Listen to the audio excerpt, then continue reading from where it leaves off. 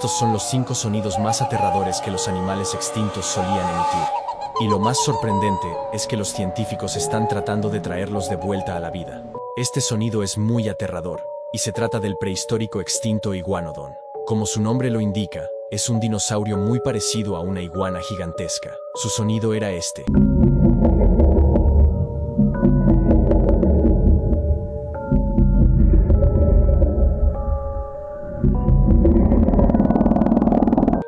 El Deinocheirus, uno de los dinosaurios más grandes que ha existido, y de una apariencia muy tétrica. Y este es el sonido que solía emitir.